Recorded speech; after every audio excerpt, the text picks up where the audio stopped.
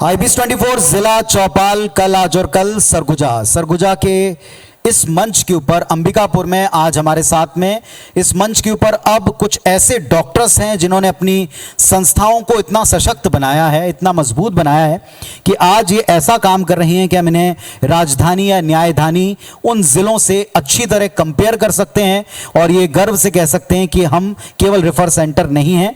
यहाँ की स्वास्थ्य सेवाओं में अपने संस्थाओं के द्वारा एक माइलस्टोन कायम करने वाले कुछ यहाँ डॉक्टर्स और उनकी संस्था प्रमुख मौजूद हैं। आप सबका जोरदार तालियों से इस मंच पर हम स्वागत करते हैं। हमारे साथ में डॉक्टर लता गोयल जी हैं जो कि महिलाओं से जुड़ी गायकोलॉजिस्ट और IVF एक्सपर्ट के तौर पर संकल्प हॉस्पिटल के साथ में सेवाएं देती हैं। अपनी पूरी टीम के साथ में ये इस इलाके में वो सुविधा लाई हैं जो उन्नत या बड़े शहरों की हम कह सकते हैं एक पहचान हुआ करती थी।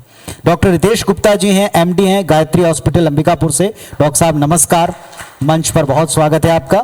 हमारे साथ में डॉक्टर शैलेंद्र जी हैं, नोडल अधिकारी भी हैं कई सारी परियोजनाओं के, वे भी हमारे साथ में मंच के ऊपर जुड़े हुए हैं। साथ में डॉक्टर सुषमा रवि जी हैं, गायकोलॉजिस्ट हैं और महावीर हॉस्पिटल से हमारे बीच पधारी हैं। नमस्कार, आप सबका मैं हृदय से मंच पर स्वागत करता हूं। तो आइए बिना देर के शुरुआत करते हैं डॉक्टर लता जी से।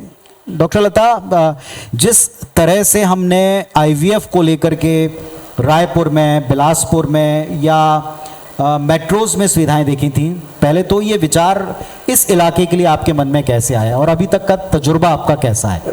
अंबिकापुर में मैं और मेरे हस्बैंड डॉक्टर संजय गोयल 2004 में आए।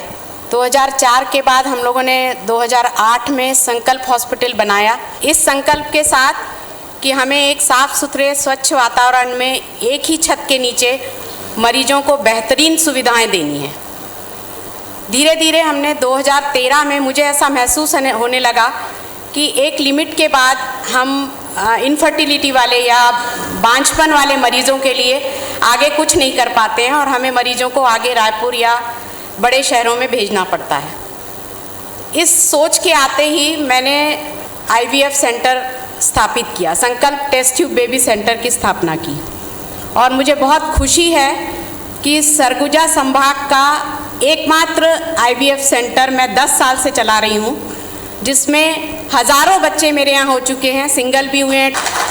अपने 10 वर्ष पूरे होने की खुशी में एक मैं शिविर आयोजित कर रही हूँ, निःशुल्क परामर्श शिविर। 7 दिन मैं निःशुल्क निसंतान दंपतियों को निःशुल्क सेवा देने वाली हूँ और उसमें बहुत कम रेट में जो गरीब मरीज हैं उनको मैं IVF की सुविधा भी देने वाली हूँ। कैसे प्लानिंग करते हैं? क्या यहाँ ज़्यादा चैलेंजिंग होता है बड़े शहरों से या वैसी माइंडसेट है जैसी बड़े शहरों की?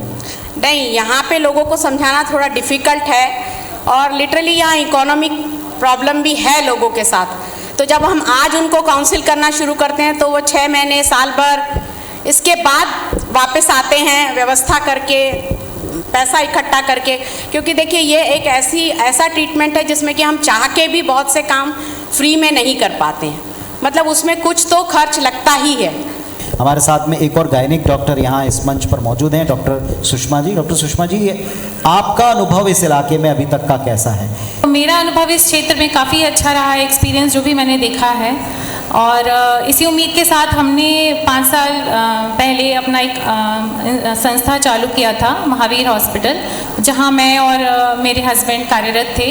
फिर धीरे धीरे हमें भी ज़रूरत महसूस हुई कि लोगों को ज़्यादा सुविधाओं की ज़रूरत है, ज़्यादा फैसिलिटीज़ की आवश्यकता है, जिसकी वजह से हमें भी लोगों को बीच में बाहर भेजना पड़ जाता था। इस कारणों से फिर हमने अपनी संस्था को और बढ़ाने का निर्णय लिया। हमारा विशेष ध्यान था गहन चिकित्सा के रूप में, कि जैसा कि आपने पहले भी कहा कि यहाँ हम अपनी फैसिलिटी सुविधाएं दे सकते हैं, लेकिन HR का एक प्रॉब्लम रहता है। तो हमने एक सिपाका संस्थान का यहाँ शुरुआत किया है, जो कि चेन्नई के डॉक्टर्स और नर्सेस हैं जो अपनी ग्रामीण ICU सेवा यहाँ प्रदान करते हैं, 24 घंटे कार्यरत रहते हैं। और पिछले 6 महीनों में हमने सफलतापूर्वक लगभग 200 मरीजों का उपचार सफलतापूर्वक किया है और हमने सबको आयुष्मान सुविधा भी प्रदान की है ताकि हम कम से कम दरों में उनका इलाज कर सकें। डॉक्टर साहब, जब मेडिकली, जी जोरदार तालियां हो जाए, कोविड का एक्सपीरियंस आपने कैसा देखा, और इसके बाद में मरीजों में एक अवेयरनेस आई, क्योंकि मुझे लगता है सारी दुनिया में लोगों ने अपनी सेहत को कोविड के बाद में थोड़ा सीरियसली लेना शुरू किया। जी, जैसा कि सर ने पहले ही हाईलाइट किया है कि टीकाकरण पे हमारा परसेंटेज कवरेज काफ़ी अच्छा था, उपचार में भी काफ़ी अच्छा था, और कोविड के समय जितनी भी गर्भवती महिलाएं थी हमारे क्षेत्र में उन्हें काफ़ी अच्छी सुविधाएं मिली हैं। सारी गर्भवती महिलाओं, सारे बच्चों का काफ़ी अच्छा उपचार किया गया है। जी, चलिए ये तालमेल बना रहे ऐसी उम्मीद हम करते हैं। हमारे साथ में यहाँ डॉक्टर रितेश गुप्ता जी भी हैं, एमडी हैं गायत्री हॉस्पिटल अंबिकापुर से। आपका अपना संस्थागत अभी अनुभव क्या कहता है? यहाँ इस इलाके की सबसे बड़ी चुनौती आपकी संस्था के लिहाज से क्या है, और क्या और कब से सेवाएं दे रहे हैं, थोड़ा बताएं। गायत्री हॉस्पिटल की शुरुआत हमने 3 साल पहले की थी। स्टार्टिंग में हमारे पास 10 बिस्तरी अस्पताल था, जिसमें हम 3 डिपार्टमेंट के साथ वर्क कर रहे थे। अभी 3 महीने पहले ही हमने अभी अपने संस्था को बड़ा किया, और अभी 50 बिस्तरी अस्पताल के साथ हमने अपने सुविधाओं को बढ़ाया है। अभी हमारे पास 10 बेड का ICU, 2 OT, और अभी संभाग का सबसे बड़ा चर्म रोग का सेंटर हमने स्टार्ट किया है। और काफ़ी मरीजों को अभी तक हमने पिछले 3 महीनों में ही काफ़ी क्रिटिकल केसेस जो थे वो हमने अभी ट्रीट करके घर भेजे हैं। डॉक्टर साहब, जब प्राइवेट अस्पताल का रुख कोई भी मरीज करता है, एक्सपेक्टेशन उसकी हाई होती, और यहाँ कॉस्ट भी एक बहुत बड़ा चैलेंज होता है। इस दोनों के बीच में आप तालमेल कैसे बनाते हैं? अगर कॉस्ट का देखा जाए तो अंबिकापुर में मेरे ही अस्पताल नहीं है, बाकी अस्पतालों की भी बात करूंगा, बाकी बड़े शहरों से तो काफ़ी कम दरों पे यहाँ पे इलाज उपलब्ध कराई जा रही हैं। एक बार जोरदार तालियां डॉक्टर साहब के लिए भी, उनकी टीम के लिए। डॉक्टर शैलेंद्र जी हैं, जो कि हेल्थ डिपार्टमेंट में कई सारी परियोजनाओं को संचालित कर रहे हैं। कई सारे कैंप को आपने, कई सारे अभियानों को आपने लीड किया है। क्या स्थिति है यहाँ का? सबसे बड़ा हेल्थ चैलेंज आपको क्या लगता है? पहले जो इश्यू रहता था वो 90% जो बीमारियां होती थी वो संक्रामक रहती थी, और केवल 10% बीमारी जो कि रहती थी वो असंक्रामक रहती थी। अभी हाल के दिनों में जो चेंजेस जो आया हुआ है वो लगभग 20% जो बीमारियां जो हैं वो गैर संक्रामक है। तो ऐसी स्थिति में जो नॉन कम्युनिकेबल डिजीज या गैर संक्रामक बीमारी है, इसको डील करना एक बहुत बड़ा चैलेंज अभी हाल के दिनों में रहा है। इसका कहीं ना कहीं संबंध हमारे जो लाइफ स्टाइल है उससे ज़्यादा है। आने वाले समय के लिए आपको सरगुजा का कोई खास चैलेंज नजर आता है? यहाँ की बहुत सारी ऐसी कुछ परंपराएं हैं जिसके कारण से जो है कहते हैं लोगों को समझाने की जरूरत है। परंपराओं के साथ में तालमेल बनाते हुए स्वास्थ्य के प्रति लोगों को जागरूक करना हमारा इस क्षेत्र में कार्य करते हुए मुख्य उद्देश्य रहेगा। शुभकामनाएं आपको। डॉक्टर गुप्ता, विस्तार में एक बड़ी चुनौती होती है इक्विपमेंट्स की, दूसरा डॉक्टर्स की, और तीसरा आता है स्किल स्टाफ HR की। आपको क्या लगता है, तीनों हैं यहाँ या किस दिशा में और काम करने की ज़रूरत है? देखिए, अंबिकापुर जो है वो बड़े शहरों से तो काफ़ी दूर है, तो बाहर से सुपर स्पेशलिस्ट यहाँ पे आके स्टे तो नहीं करना चाहते। कुछ आए भी, कुछ दिन रहे, और उसके बाद उनको नहीं यहाँ पे जमा, तो वो यहाँ से फिर से छोड़ के चले गए। तो सुपर स्पेशलिस्ट की कमी तो यहाँ पे है, नो डाउट। उसी को पूरा करने के लिए हमने क्या किया कि मंथली या वीकली विजिट्स पे बाहर से रिक्वेस्ट करके हम सुपर स्पेशलिस्ट को अपने हॉस्पिटल में बुलाते हैं और उनकी सेवाएँ लोगों को पहुँचाने की कोशिश करते हैं। डॉक्टर गोयल, एक लंबा तजुर्बा जो आपका है, हम बड़े बड़े अस्पताल संचालकों से जब बात करते हैं तो वो कहते हैं कि हमारे पास में एलिजिबल नर्सेज या पैरा स्टाफ आ जाता है, एलिजिबल, लेकिन उनका एप्टीट्यूड ठीक नहीं होता कई बार, क्योंकि उनसे पहला तारुफ होता है, पेशेंट का पहला वास्ता आपके फर्स्ट स्टाफ से होता है। उसकी ट्रेनिंग के लिए आप कैसे उनको तैयार करते हैं? वो बड़ा एक टास्क है। अभी मुझे बताते हुए खुशी है कि सबसे ज़्यादा स्पेशलिस्ट डॉक्टर्स की टीम संकल्प हॉस्पिटल में है। हमने क्लाउड फिजिशियन के माध्यम से बेंगलोर के सुपर स्पेशलिस्ट डॉक्टर्स की टीम 24 आवर्स हमारे ICU में काम करती है, और यहाँ के स्पेशलिस्ट, इंटेंसिविस्ट और क्लाउड फिजिशियन के डॉक्टरों के द्वारा हम लोग मरीज की बेहतर से बेहतर सुविधा कर पाते हैं। रही बात नर्सेस की, तो उसके लिए भी हम लोगों ने एक training programme, online training programme चालू किया हुआ है, जिसमें हमारे यहाँ जितने भी स्टाफ आते हैं हम अपने खर्चे पर, हमारे हॉस्पिटल के खर्चे पे हम उनको ऑनलाइन ट्रेनिंग देते हैं। जो नया स्टाफ आता है उसको भी हम पूरी ट्रेनिंग की सुविधा प्रदान कर रहे हैं। चलिए डॉक्टर सुषमा, मेरा सवाल आपसे भी ये था कि जिस तरह से आप एक्सेल करते हैं, बढ़ा रहे हैं अपनी टीम को, इसमें बड़ा चैलेंज आपको क्या लगता है? इक्विपमेंट्स का लाना बड़ा चैलेंज है, या जैसे डॉक्टर साहब ने कहा कि हमको अपने खर्चे पर ट्रेनिंग देनी पड़ती है, ट्रेनिंग आप दे दें तो वो फिर तरक्की की राह के ऊपर आगे बढ़ना चाहेंगे, स्थानीय लोगों को रोजगार दें, एक प्रेशर ये भी होता है निजी प्लेयर्स के ऊपर। जी, उपकरणों को अरेंज करना तो बड़ा चैलेंज नहीं होता है, उसे हम अपने वो हमारे बस में है, लेकिन स्टाफ्स को ट्रेन करना ये एक बड़ा चैलेंज निश्चित रूप से होता है, क्योंकि एक स्टेज ऐसा भी आता है कि जब हम ट्रेन करते हैं तो फिर उन्हें लगता है वो दूसरे संस्थानों में जाने की या फिर और अच्छे सैलरी पे काम करने की कोशिश करते हैं। तो हमारा पूरा प्रयास रहता है कि हम फ्रीक्वेंट सेशंस ऑर्गेनाइज करते हैं खुद से भी और कुछ सीनियर नर्सेस के द्वारा, ताकि उनका ट्रेनिंग जो है अपडेटेड रहे। अपडेट रहना ज़रूरी है, क्योंकि हर समय, हर महीने, हर साल कुछ ना कुछ नई खोज होती रहती है, कुछ नई चीज़ें आती रहती हैं और नई चीज़ों से अपडेट होना काफ़ी ज़रूरी रहता है। डॉक्टर गोयल, जिस तरीके से यहाँ मेडिकल कॉलेज अस्पताल है, बहुत से प्राइवेट प्लेयर हम देखते हैं कि अब रिमोट एरियाज़ में भी आ रहे हैं, आपके छोटे सेंटर्स पर भी आ रहे हैं, मेट्रोज़ की कंपैरिजन में बड़े बड़े अस्पतालों के नाम हैं, ब्रांड्स हैं जो आ रहे हैं, तो ये कंपटीशन आप कैसे देखती हैं? आप इतने लंबे समय से हैं। अभी भविष्य में हमने संकल्प हेल्थ फाउंडेशन भी स्टार्ट किया है 2 साल से, जिसमें हम ये एनजीओ के थ्रू लगभग फ्री कैंप्स लगा रहे हैं। 20-25 कैंप हम लोग लगा चुके हैं। कार्य हमारा चालू है। उम्मीद है कि 2-3 साल में हम अपने इस संकल्प को भी पूरा करने में सफल होंगे। डॉक्टर गुप्ता, एक आने वाले समय के चैलेंजेस पर भी हम बात करते हैं, कल की बात कर, जैसे जैसे वक्त बीत रहा है, जो लाइफस्टाइल है वो सबसे बड़ी दिक्कत बनकर उभर रही। मैं आपको बताना चाहूँगा कि हमारे अस्पताल में जो चीज़ें हमने बताया, रायपुर से कहीं कम नहीं रखा हमने अपने सुविधाओं को, बट जिस इलाज को रायपुर में जाने के बाद जो चार्जेस और जो खर्चे वहाँ पे होते हैं, उसके आधे से भी कम खर्चों पे हमने हम वो सुविधा अंबिकापुर में प्रोवाइड कर रहे हैं। आप सबके संकल्प पूरे हों, ये हम अपनी टीम की तरफ से आपको शुभकामनाएं देते हैं। बहुत सारी शुभकामनाएं आपको, आपकी टीम को, और बहुत साधुवाद इतना अच्छा काम इस इलाके में करने के लिए, ज़िले का नाम आगे ले जाने के लिए। बहुत धन्यवाद आप सबका जुड़ने के लिए।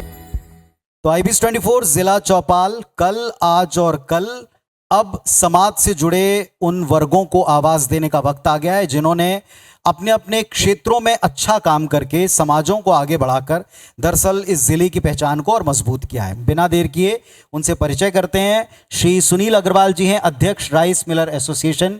नमस्कार, स्वागत है अग्रवाल जी आपका। श्री राजीव अग्रवाल जी हैं अध्यक्ष हैं टिम्बर एसोसिएशन के, बहुत स्वागत है आपका।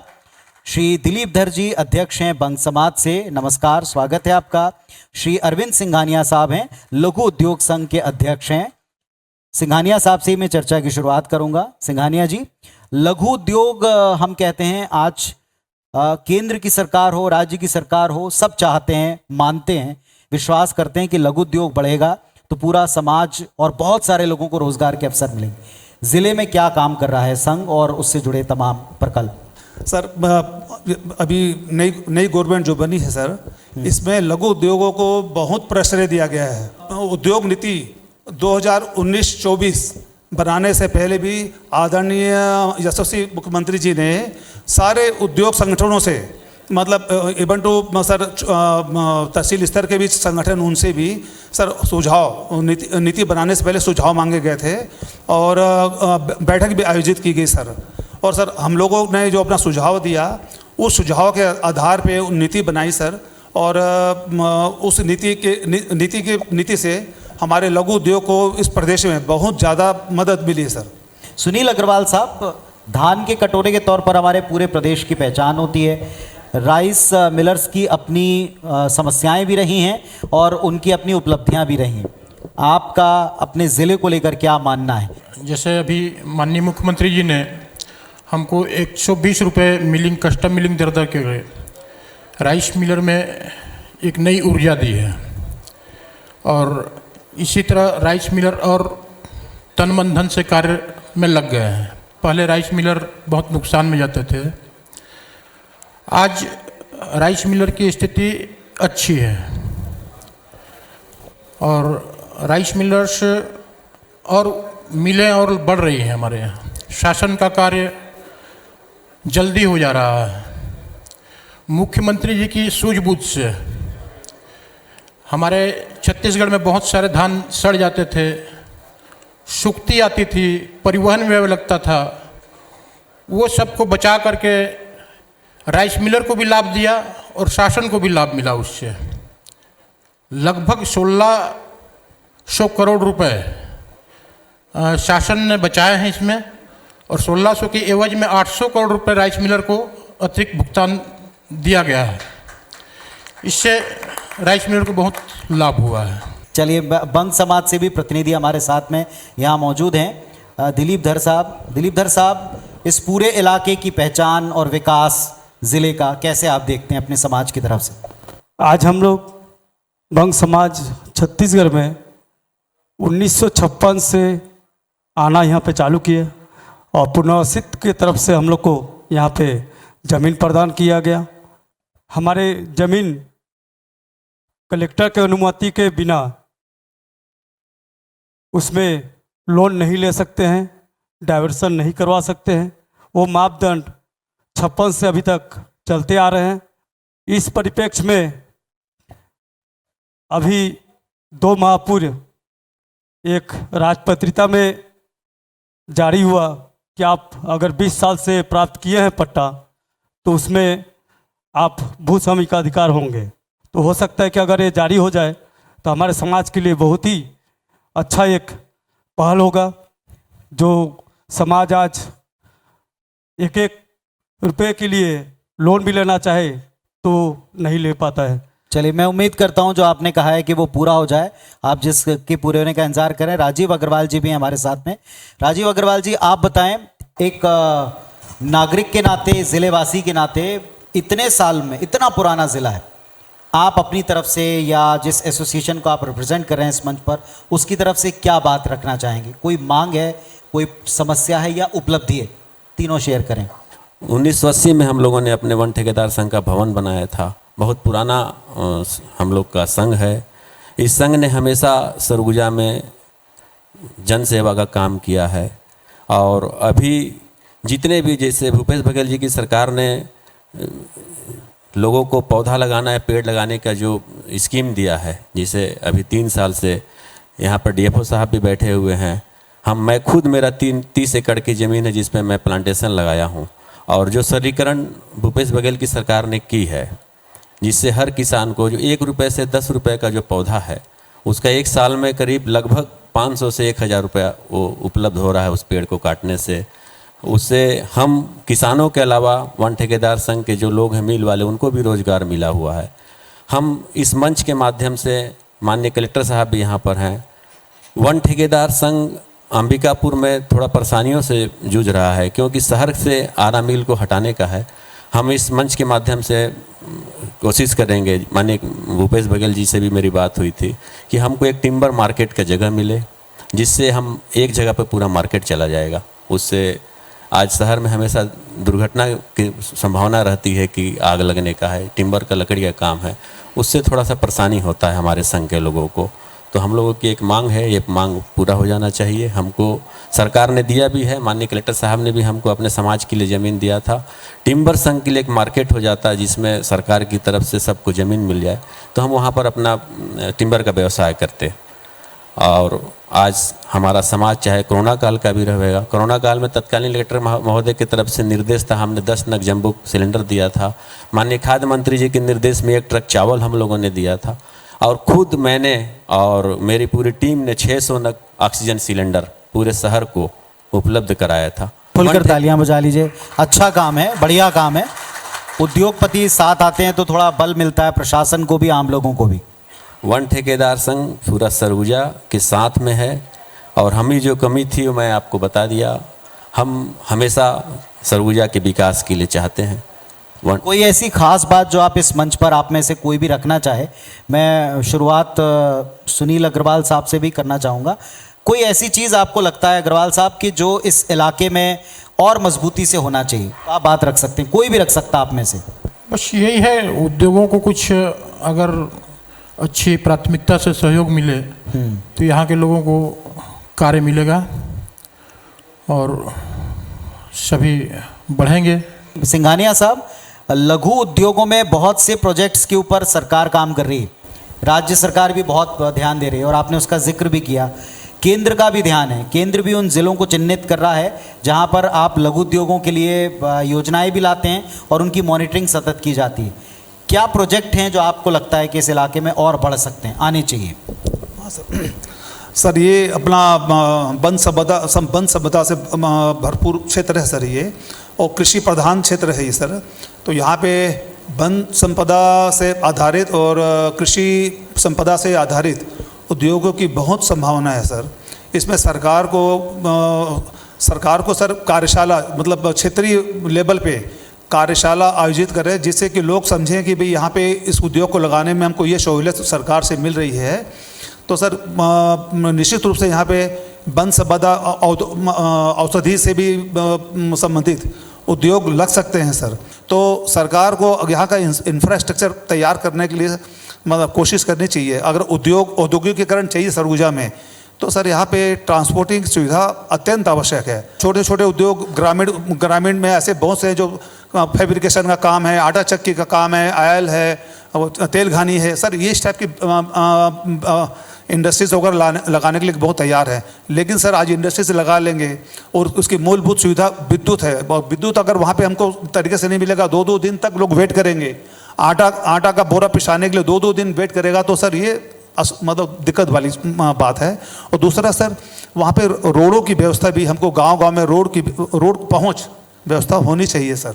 बहुत अच्छी तरीके से आपने मांगे भी रखी हैं और प्लस पॉइंट्स को भी बताया। बंग समाज की तरफ से मैं चाहूँगा, आपने भी एक समस्या का जिक्र किया, लेकिन योगदान भी बताएं आप, ताकि लोगों को पता चले बंग समाज आज किस तरह सरगुजा के विकास में योगदान दे रहा है, क्या आगे करना चाहता है। अंतिम सवाल, हमारे बंग समाज की तरफ से हर साल रक्तदान शिविर जो लगता है, वो बंग समाज हमेशा उसमें बढ़ चढ़ कर हिस्सा लेते हैं। और रेड क्रॉस सोसाइटी की तरफ से इस 28 तारीख को बंग समाज को प्रशस्ति पत्र भी प्राप्त किया गया है, दिया उन्होंने। और समाज की तरफ से हमारे जो महिला हमारे समाज में है, उनके द्वारा एक एक टोला में समूह बना दिया गया है, 12 का समूह बना दिया गया है, जिसमें दोना पत्तल का कार्य किया जा रहा है। ये पूरा छत्तीसगढ़ में जहाँ जहाँ हमारे समाज के बसे हुए हैं जी, हमने दौरा करके वहाँ इस समिति का गठन किया। और दोना पत्तल और जो होली के समय में आबिर रंग का निर्माण किया जाता है, सबसे पहले हमारे बंग समाज के महिला द्वारा किया गया था, जो आज भी हर साल उस रंग को बनाया जाता है फूल से। जोरदार तालियां मैं चाहता हूं कि आप इनके लिए बजाएं। तो जिला चौपाल कल, आज और कल सरगुजा, इस मंच के ऊपर हमने समाज के विभिन्न पक्षों को सुना और सभी इस बात को लेकर आशान्वित हैं कि सरकारों का ध्यान तो है योजनाएं बनाने और इम्प्लीमेंटेशन को लेकर, और सभी खुलकर समस्या कह रहे हैं। इसका मतलब है पूरी आज़ादी से इस इलाके में तरक्की को लेकर काम भी हो रहा है और समस्याओं को सुना भी जा रहा है। अगर सुनते हैं तो फिर आप समाधान की तरफ भी ज़रूर बढ़ेंगे, ऐसी उम्मीद हम करते हैं। आप सबको पुनः शुभकामनाएं। बहुत धन्यवाद इस मंच पर अपनी बात रखने के लिए।